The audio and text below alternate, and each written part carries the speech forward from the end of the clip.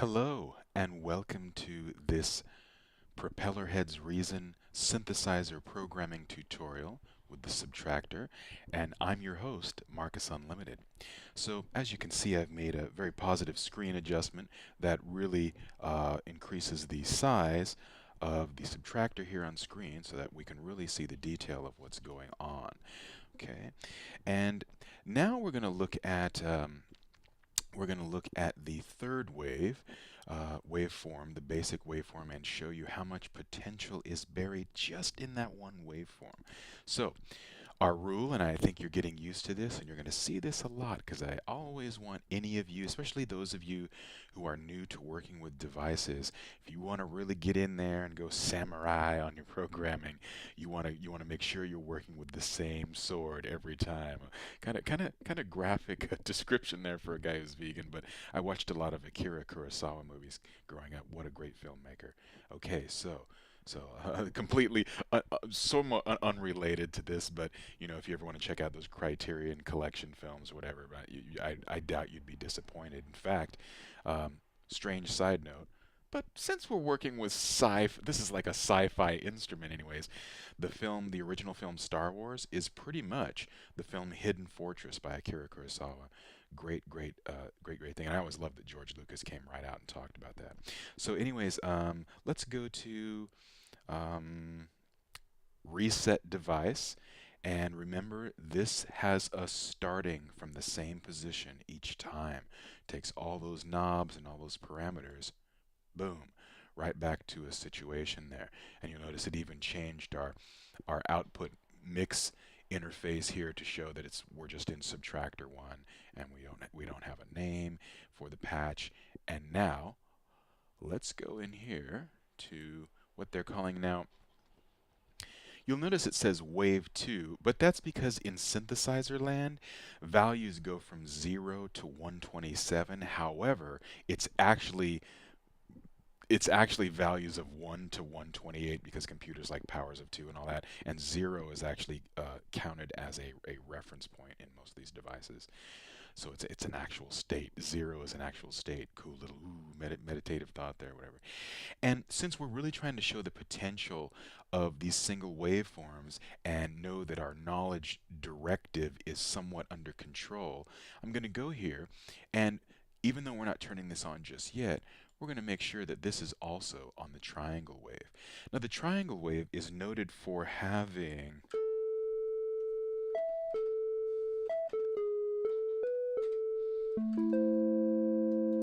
as you can hear, it has a fluty sound, but also there's a hollow aspect in there. Like if I use the, let's see, think back to my guitar playing is E, A, D, G.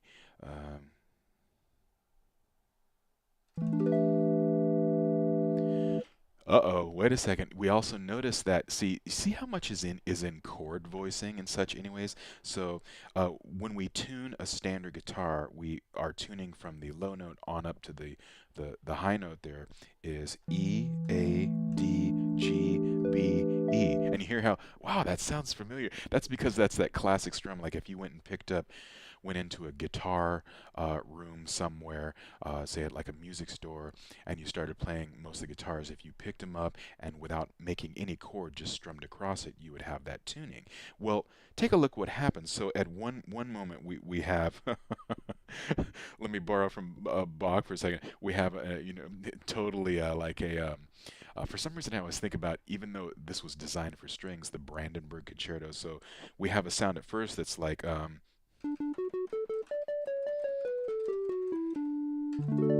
So we have something that has a little bit of a fluty aspect that we could play with, but I find this more interesting. So we're back to our E A D G B E, the open tuning of a guitar. I think we're going to go in that direction. And of course, when I choose these somewhat random directions like that, the benefit to you is that you're going to be surprised what sort of magic is lurking behind this. And here's another thing. What if you put this over the top of a sampled guitar and tucked it in there really nicely in a combinator? whoa, man, you'd have some, a little bit. I know this is a synthesizer, but there's some back tone there that used to be created by the fingers of the great Wes Montgomery, and he would do those cool octaves. So you can check out his recordings online too if you're not familiar with him. You're gonna learn like worlds of music theory and music history while we go into this synthesizer programming. So, got the triangle wave, and although its sound leads to a fluty nature,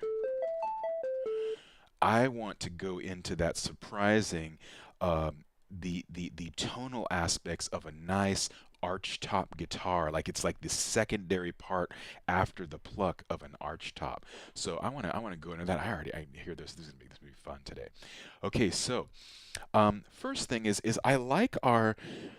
Remember, when we have something, when it's just a single pen or pencil stroke that gets, starts the foundation out, we're in good territory already. So what I want to do is I want to make sure I don't mess with this too much.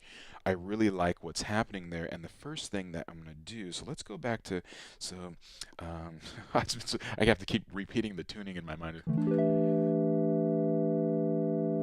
Okay, first off, I know something that has to happen is we want, if we want this to simulate a plucked thing, we don't really want it sustaining like an organ, so to say there. Instead, we want this to pretty much, we're going to add a little bit of synthesizer magic because we want something new.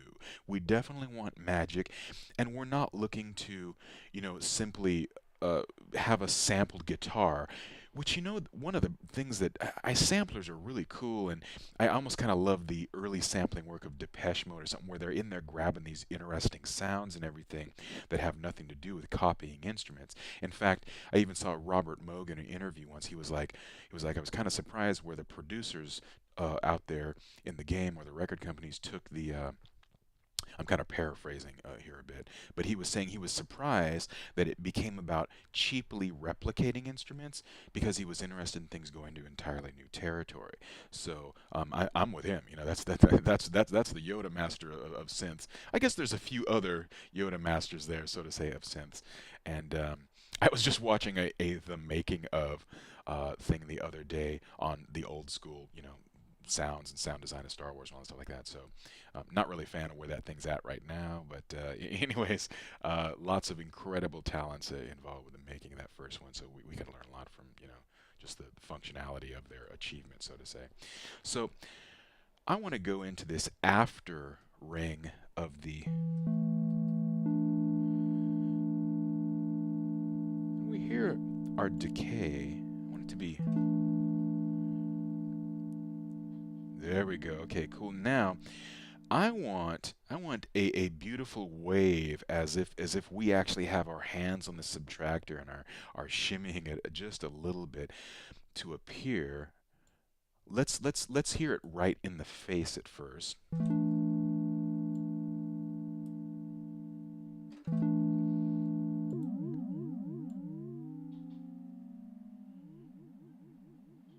Okay, so that's in the face.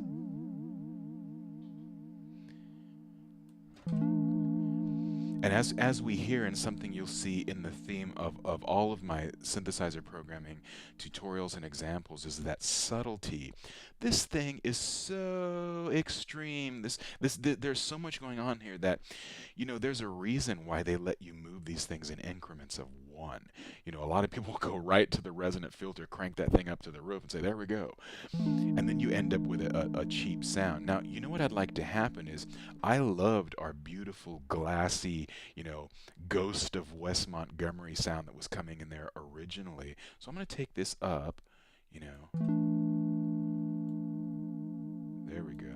And I want our amount really subtle. So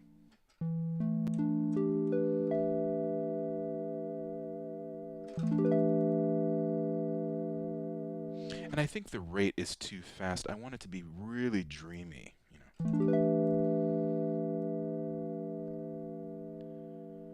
Okay, so somewhere in between those two. Let's go to about, I don't know, something like a.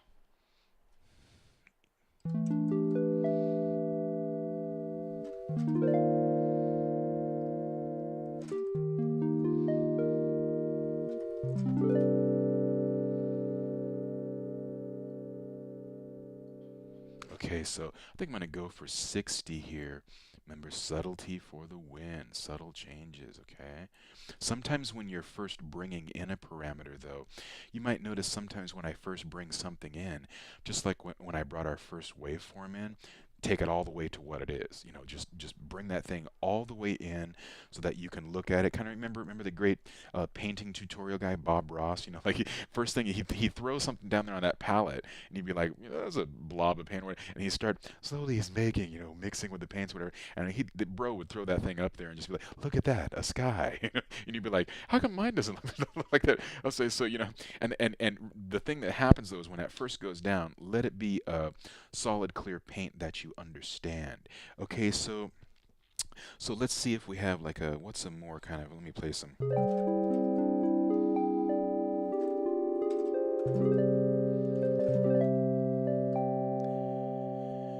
And remember, I want you to take a look at what's working in the background here. Nothing. We're going straight from the subtractor. Look, it's empty. We're going straight from the subtractor out to our master section. I hope the giant screen zoom I have works with that. In fact, let me double check that for you, make sure we're still on. There we go. Let's go about to right there. I think we were about right there. Okay, there we go. So, about right there. There we go.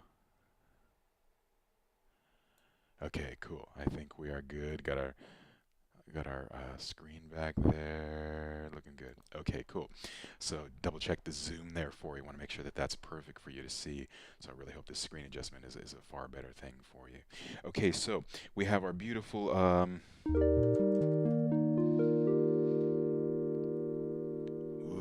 Wes, bro? What?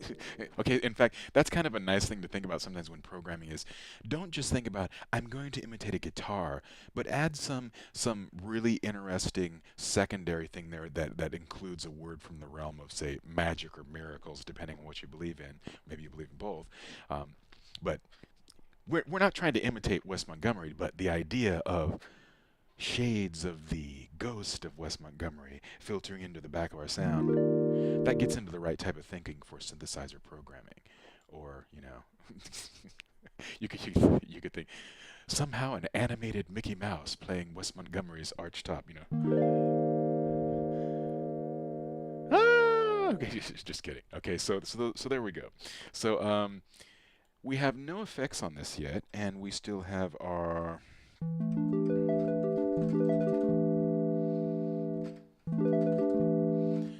I want still yet more of this. And you could also remember that once you start adding reverbs, this will be one of the things you'll want to look at post adjusting, but there we go, there we go.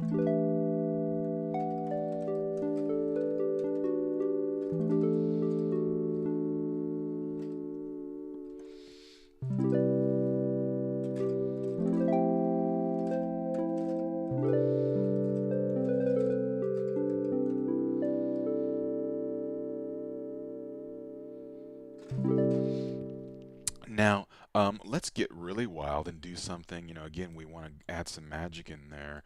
How about the sound of a soft six string, but with 12-note polyphony?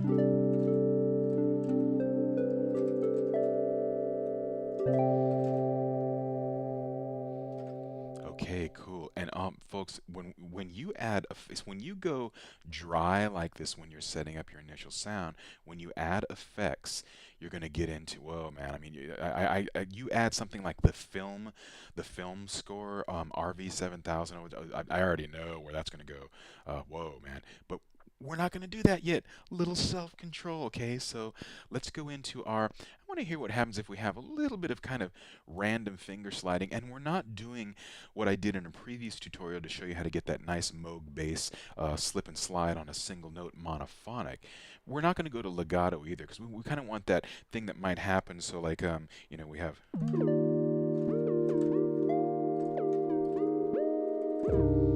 And it's nice and random. You see there's that ghost, haunted mansion, Wes Montgomery in the house, man. Okay, so let's go. Let's pull this down here. Um, There we go.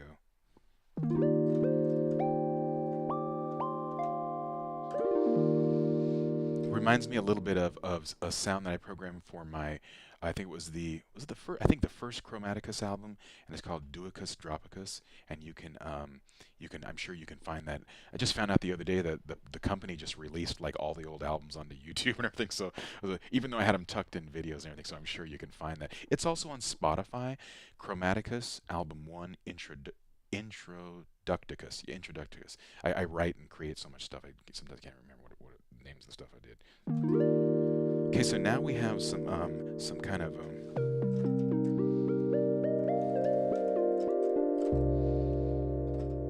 but I want that really subtle. Let's go back here. I want to be like, let's see, 20. So.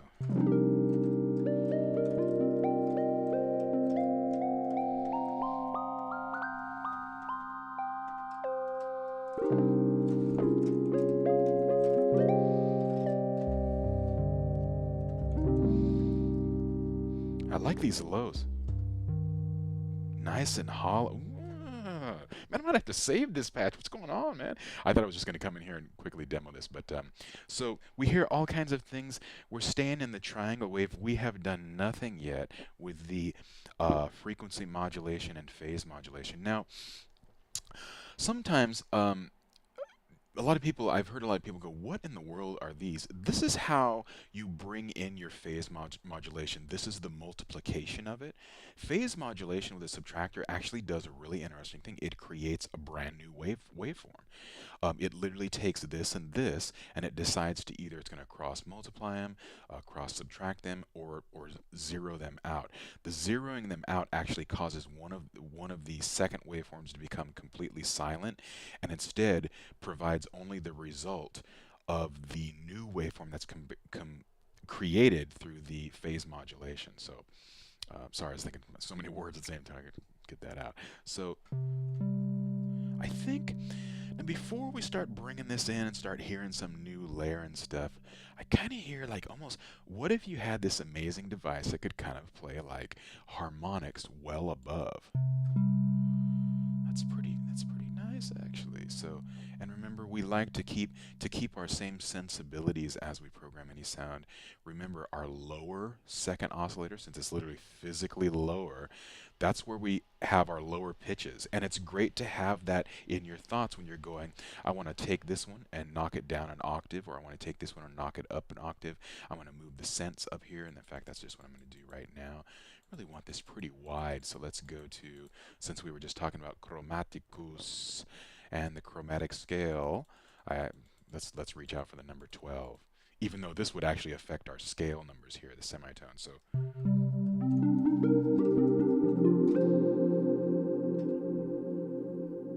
I think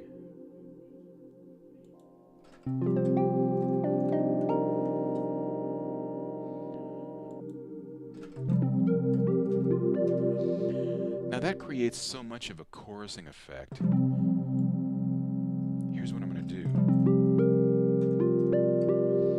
I'm going to move the intermix of this over to our first oscillator. So you notice that the lean this direction is how much you want of the first, and the lean this direction is how much you want of the second.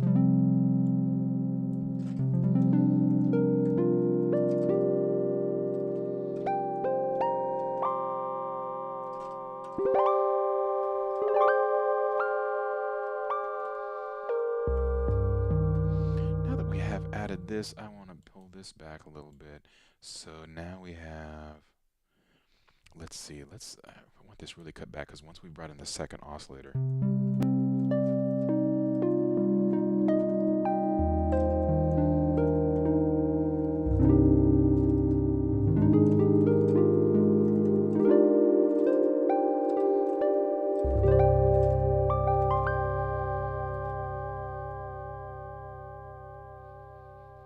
okay, so I want a little less decay over here. Okay, now let's think about, you know what I'd like to have happen is I want to have the remaining after.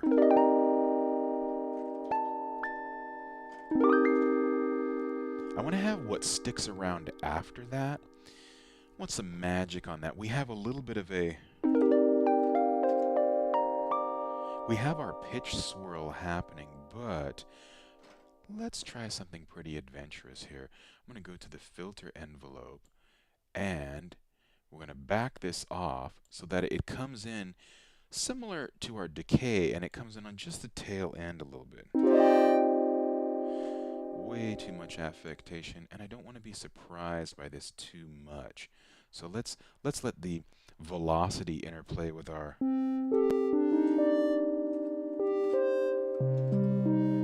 And of course that's pulling way too much of our attack back, so I just want this to be really subtle.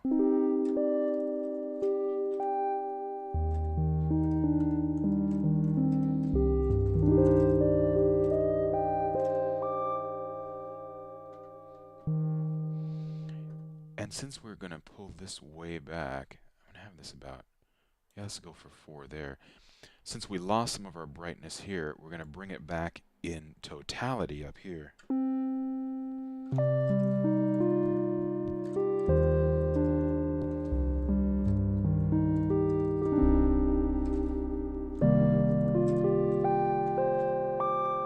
So you see how the subtlety really pays, and we are going to, as far as our filter type, this, the low pass, I actually like the 12 here because it keeps it nice and light. If we were going for a bass sound with this triangle wave, that's what I would use. And if anyone is tuning in here who has another synthesizer, one of the great things I love about the Subtractor is everything collected here is totally universal, classic, and eternal synthesizer programming parameters. You know, frequency resonant to a second filter, building a link, your filter envelope, a modulation envelope that's assignable to all kinds of different parameters of the individual oscillators, etc. So I think there's a little bit too of an early dusting on there that I don't like. I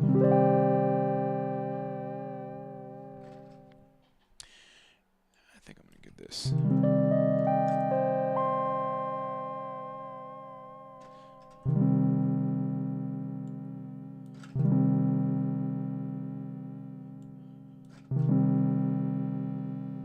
There we go. Okay, so I wanted this to interplay more so, but just at the last tail end of it.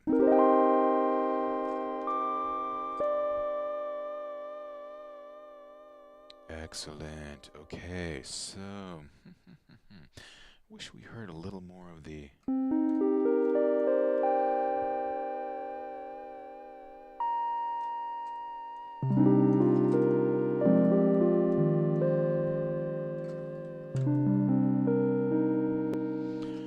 Want to hear something happening, almost like a special type of pick happening right at the onset.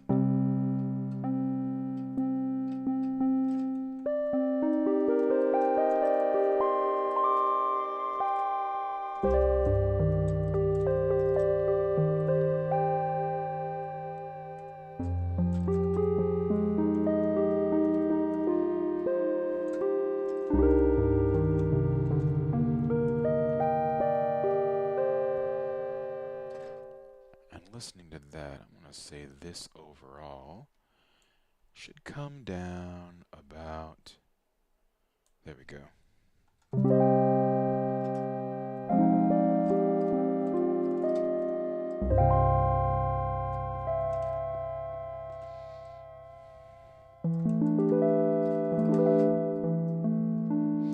All right, okay, so here's one thing that happened that's kind of a positive thing. I was hoping we got a little bit of this, but this sound, especially down here, it really sounds like it's happening inside some form of an arch top, you know, the beautiful arch top guitars where it's electric, but you have some hollow acid.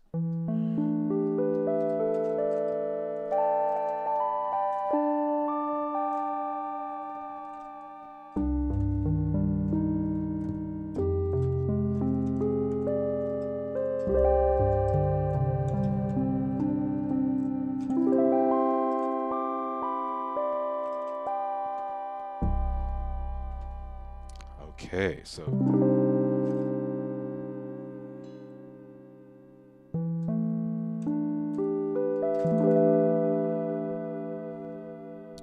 was so lovely my phone wanted to join in there on the jam. Okay, so I wonder what happens.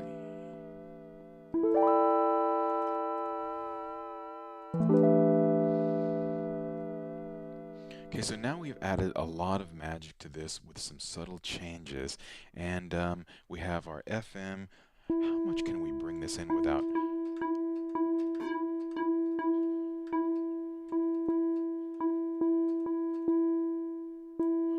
I think that sounds like something like, it's almost like some sort of very subtle pick that we want, but I don't want it, I want just the bare minimum. So let's take this to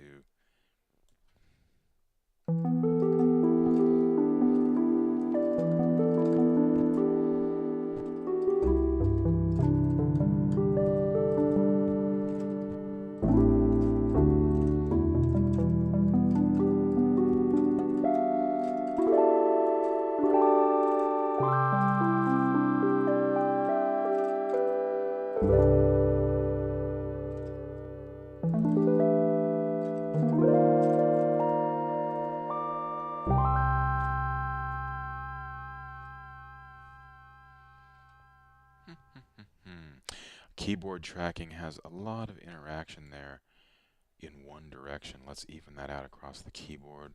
Let's see, let's try something.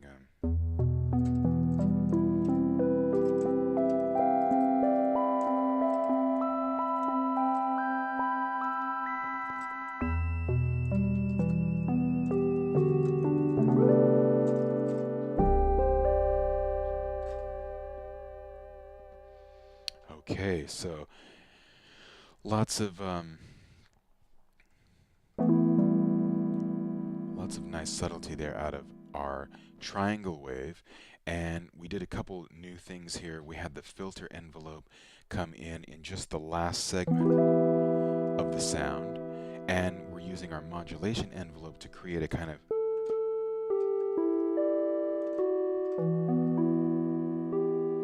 a little bit of a different texture on just the, say, plucked attack aspect of it. We could also add, let's add one more thing here. So I'm going to have our phase, and let's change this by just barely, and back this one off.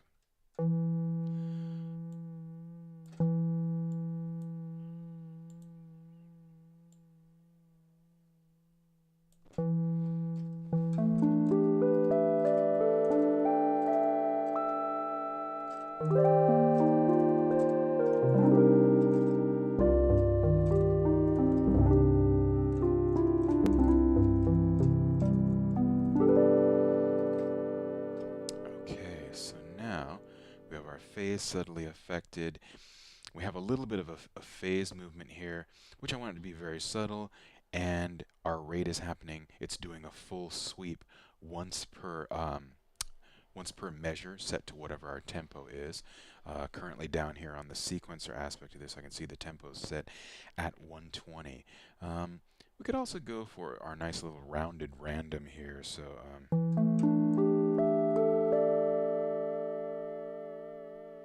that adds a little bit more body to that. And now I think we're gonna leave this as it is. I like what's happening here. So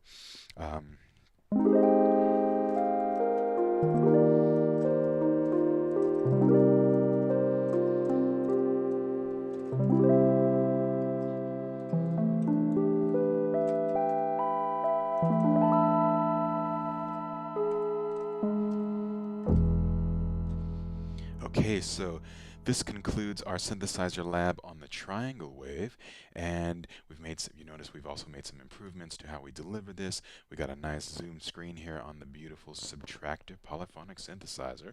Pretty amazing. I think back to when I was a kid, the idea that you could just increase polyphony. by going here and just, oh, I want I want 12, now 24, now 36. It's great. And the reason I chose 12 is sometimes you might wonder, well, why not just always set this to the maximum? Well, if you're trying to create some of the simulations that might occur with a genuine 12-string instrument, you actually might want the polyphony to start pulling away from things somewhere in the vicinity of the unique device that you're creating. I mean, we could almost make a visual representation of this instrument. Now, it's great. We could go in here and kind of into a graphics program and make some kind of arch top thing, but with these laser synthesized strings or something like that, where when you come into play with it, of course, there's 12 of these lasers going across there, and you have this, amazing.